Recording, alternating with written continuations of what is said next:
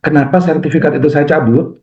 Yang pertama karena saya lihat waktu itu kan rame itu eh, ribut soal mualaf. Terus pengacaranya bilang, "Ya, kita ada bukti. Nanti coba dicari itu videonya. Kita ada bukti Richard masuk Islam 5 Ramadan 2025 atau 5 Maret 2025. Nah, berarti itu kan sertifikat yang akan digunakan.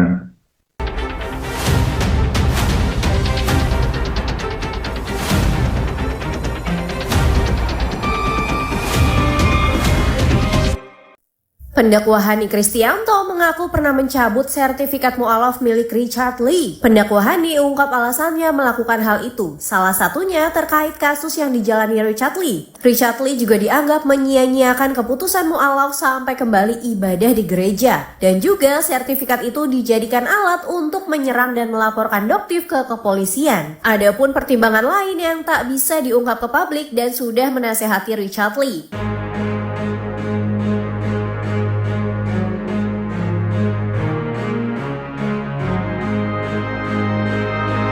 Meski sedang ditahan, Richard Lee tetap memberikan tanggapan soal sertifikat mu'alafnya lewat admin media sosial. Richard Lee menghargai keputusan itu dan yakin kalau keyakinan adalah hubungan pribadi dengan Tuhan.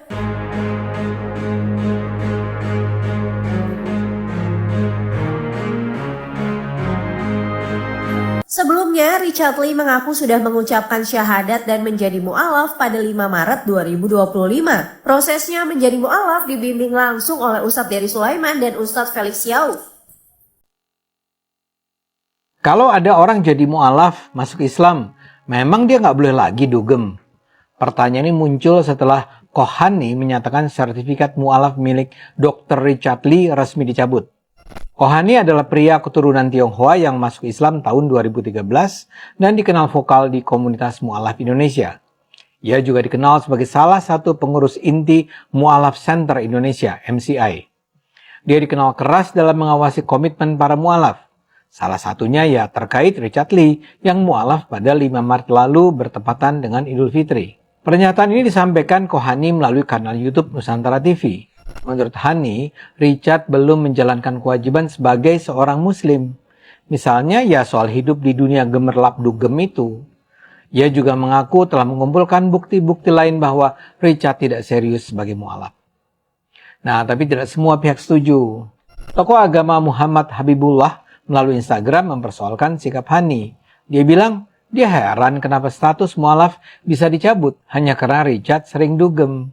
Padahal dugem bukan sesuatu yang membatalkan keislaman, ujarnya. Habibullah menegaskan Richard tetap muslim terlepas dari dicabut atau tidaknya sertifikat tersebut. Menurutnya, kadar keimanan seseorang bisa saja tidak sempurna. Ia juga mengajak agar umat Islam menjadi muslim yang bijak tanpa perlu menghakimi orang lain.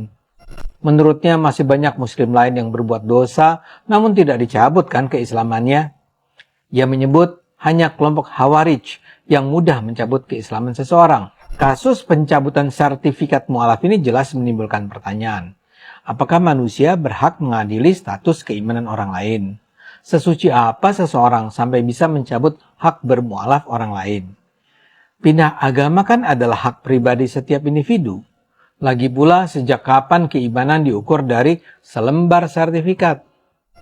Agama adalah hubungan vertikal antara hamba dan sang pencipta, bukan sistem keanggotaan yang bisa dicabut oleh manusia karena dianggap menyimpang. Dalam kaidah fikih Islam terdapat prinsip keyakinan tidak dapat dihapus oleh keraguan. Jika seseorang sudah bersyahadat secara sadar, maka status keislamannya bersifat yakin. Status tersebut tidak gugur hanya karena misalnya perbuatan maksiat. Menghakimi keimanan seseorang dari perilaku seperti dugem adalah bentuk pemahaman yang dangkal. Dalam akidah, kemaksiatan tidak serta-merta mengeluarkan seseorang dari Islam. Dosa besar mungkin memang menjadikan seseorang menjadi fasik, tapi bukan murtad. Justru merasa paling berhak mencabut status agama orang lain adalah sikap yang berbahaya. Nabi Muhammad telah memperingatkan bahaya mengkafirkan. Ini menjadi peringatan keras bagi siapa saja yang mudah menghakimi iman orang lain. Kita perlu jujur bahwa sertifikat mu'alaf hanyalah kebutuhan administratif, seperti halnya dokumen lain dalam urusan birokrasi. Menggunakannya sebagai alat reward dan punishment spiritual adalah penyalahgunaan wewenang. Perjalanan seseorang mu'alaf adalah proses panjang dan tidak mudah. Mereka membutuhkan bimbingan dan dukungan. Bahkan Muslim sejak lahir pun masih banyak yang melakukan maksiat. Namun mereka tetap dianggap sebagai Muslim. Lalu mengapa standar berbeda diterapkan kepada mu'alaf? Memaksakan kesalehan hanya akan melahirkan kemunafikan.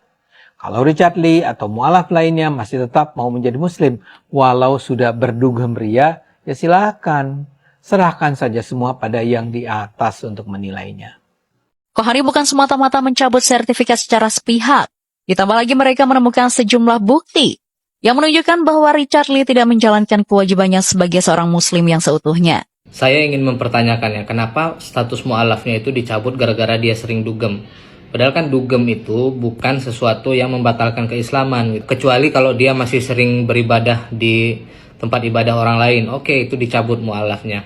Tapi kalau sering dugem, untuk apa dicabut? Dia tetap Muslim. Mungkin keimanannya tidak sempurna, tetapi dia tetap Muslim. Jadi kita itu memang harus mempelajari ya, tentang apa saja yang bisa membatalkan keislaman dan yang tidak bisa membatalkan keislaman. Jangan sampai kita mencabut keislaman seseorang gara-gara dia melakukan maksiat. Betapa banyak orang Islam yang dugem, betapa banyak orang Islam yang membunuh, yang berzina, tetapi kita tidak mencabut keislamannya. Hanya orang Khawarij yang mencabut keislaman dari orang yang melakukan dosa besar. Tetapi memang ini lucu gitu, dicabut status mu'alafnya gara-gara dia sering dugem. Nah ini nggak nyambung, karena orang Islam juga sering dugem banyak gitu. Jadi dugem itu bukan pembatal keislaman. Kita harapkan orang yang sudah masuk Islam tapi masih sering dugem, ya dia bertaubat kepada Allah Subhanahu wa taala. Bismillahirrahmanirrahim. Assalamualaikum warahmatullahi wabarakatuh.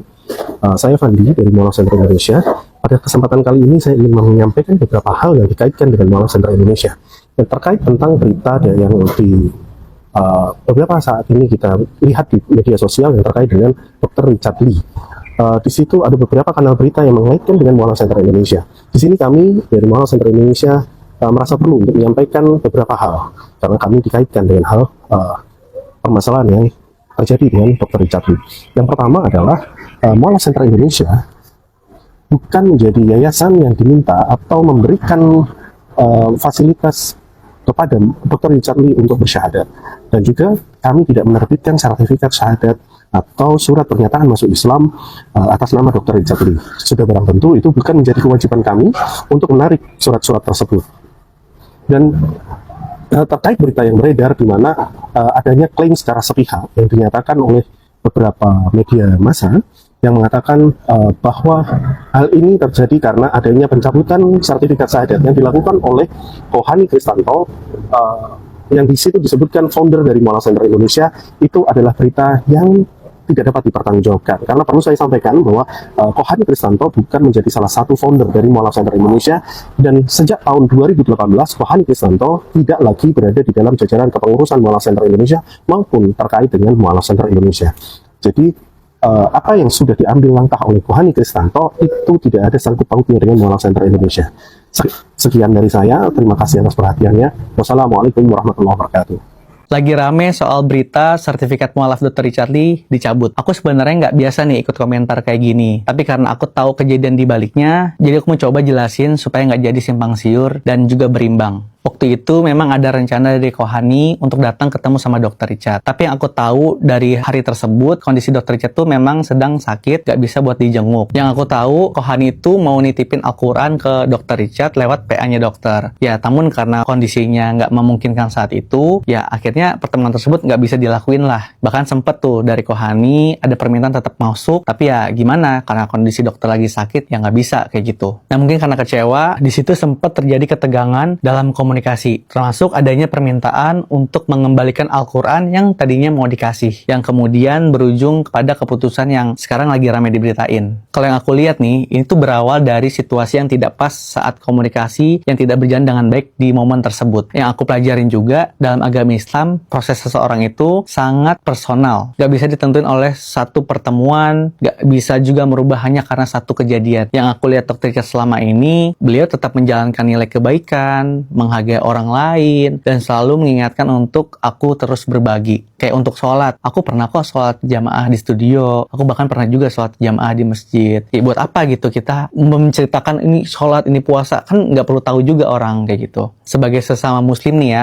apa sih pentingnya kita mengulik-ngulik ibadah orang lain? Kita nggak pernah tahu loh isi hati orang lain tuh kayak gimana. Jadi stop untuk berspekulasi soal kepercayaan orang. Meskipun dokter di dalam, aku sendiri di tim diminta untuk tetap fokus di DRL peduli. Untuk berbagi, membantu orang, daripada kita menilai hanya dari satu sisi cerita, mungkin lebih baik kita fokus ke hal-hal baik yang bisa menambah value kita. Jadi ya semoga bisa meluruskan, dan soal keyakinan orang, biarin Dr. Richard dan Allah yang tahu, dan kita nggak usah ngejudge. Semoga semuanya bisa dilurusin dengan baik. Anggaplah pencabutan sertifikat mualaf Dr. Richard ini adalah bentuk administratif. Apakah pencabutan surat ini harus diumumkan ke seluruh masyarakat Indonesia, atau hanya cuma Dr. Richard Lee aja nih yang diumumkan kayak gini gitu? Ada yang bisa bantu jawab nggak?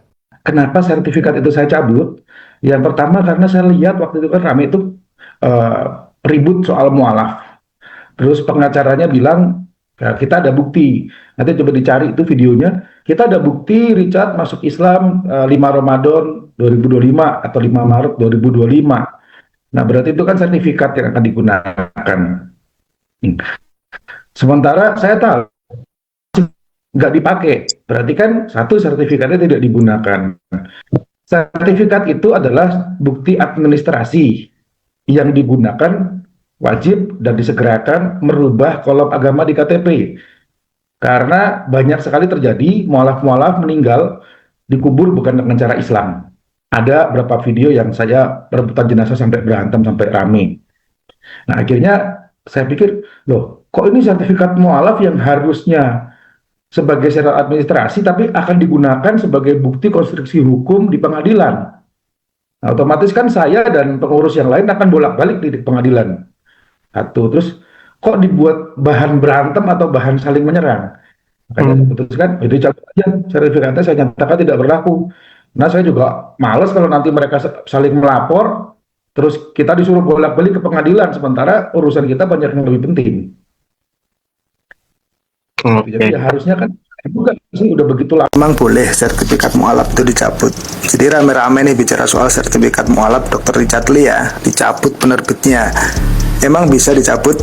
Nah, jawabannya ya bisa-bisa aja, namanya juga sertifikat. Itu kan hak si penerbit loh ya. Si penerbit pasti mempunyai alasan tuh tentang kenapa dicabut atau dibatalkan sertifikatnya. Lalu bagaimana status keagamaannya? Nah, kalau keagamaan itu kan terserah pribadi masing-masing ya, karena warga negara Indonesia itu dijamin untuk bebas beragama sebagaimana pasal 29, 28 Undang-Undang Dasar 45 ya. Jadi apakah kemudian Dr. Richard Lee ini masih beragama Islam atau tidak, yang tahu adalah yang bersangkutan gitu kan. Kalau hari ini tidak beragama Islam berarti dia murtad. Nah, kemudian apa sih manfaat sertifikat mualaf itu dan lembaga mana yang bisa menerbitkan? Kita bisa baca nih di Permendagri 74 tahun 2015 tentang perubahan elemen data kependudukan nih.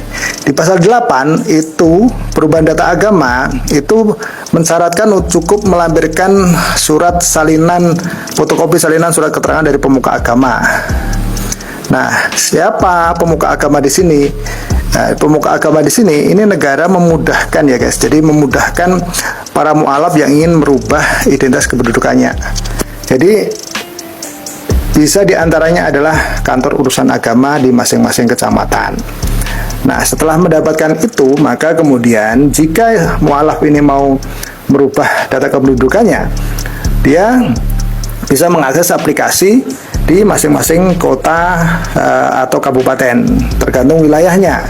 Biasanya masing-masing wilayah itu mempermudah untuk proses-proses administrasi kependudukan ya guys.